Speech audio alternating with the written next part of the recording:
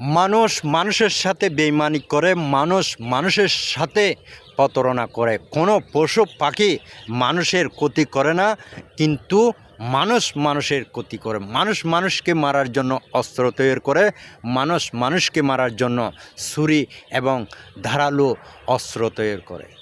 কিন্তু মানুষ মানুষের জন্য এত পশু হয়ে যায়, এটা কিন্তু আমরা নিজেরাও জানি না কীভাবে আমাদের মনে এই ধরনের মন মানসিকতা জাগে। একজন মানুষ কতটুকু পাষাণ হলে মানুষকে জবাই করে দিতে পারে এই ধারালো অস্ত্র দিয়ে। প্রিয় ভাই বোনেরা আমার, বিভিন্ন জায়গায় বিভিন্ন ক্ষেত্রে দেখতেছি মানুষের টাকার জন্য মানুষকে এমনভাবে জবাই করে দিতেছে, সেটা শুধুমাত্র স্বার্থের জন্য। আর কিছু আছে এখানে শুধুমাত্র স্বার্থের জন্য। এই স্বার্থ আপনার কি সারাটা জীবন এই দুনিয়াতে স্বার্থ নিয়ে কি আপনি থাকতে পারবেন? পারবেন না। হয়তো তাকে জবাই করে আপনি কিছুদিন আরামে থাকতে পারবেন, কিন্তু আপনিও তো জবাই হবেন। এই কথা কখনো কি আপনি চিন্তা করছেন? নাকি আপনি এই দুনিয়াতে চিরস্থায়ী একজনকে আপনি জবাই করে দিলেন, আপনি চিরস্থায়ী এই দুনিয়াতে থেকে যাবেন? এরকম তো হবে না।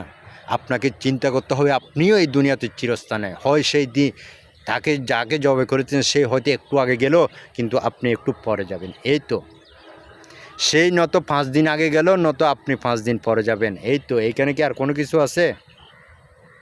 আপনাকে চিন্তা করতে হবে আপনি আপনার শক্তি দিয়ে, আপনার ধারালো সুরের শক্তি দিয়ে আপনি এই দুনিয়াতে কখনো চিরস্থায়ী হতে পারবেন না। যাকে আপনি জবাই করেছেন সেই চলে গেছে, কিন্তু আপনিও একজন, আপনাকে জবাই করার জন্য আপনার পিছনে আরেকজন আপনার পিছনে দাঁড়িয়ে থাকবে, কিন্তু আপনিও বাঁচতে পারবেন না। সম্মানিত প্রিয় ভাই বোনেরা আমার এই কথাগুলো যারা শুনবেন একটু মায়া মমতা দিয়ে শুনবেন, হয়তো আপনাদের হৃদয়ে রাখতে পারে। যদি মনে শুনেন, আপনার হৃদয়ে রাখবে না। এইগুলো যদি শুনেন, হয়তো আপনার একটু হলো আল্লাহর প্রতি আপনার মায়া হবে, এবং আপনার দিল এবং মনে মায়া আসবে। হয়তো আপনি একটু হলো বুঝতে পারবেন। জীবনকে পরিবর্তন করুন। জীবনের শুধু মন থেকে স্বার্থটুকু সরিয়ে ফেলুন, দেখবেন আপনার জীবন অনেক সুন্দর হয়ে যাবে।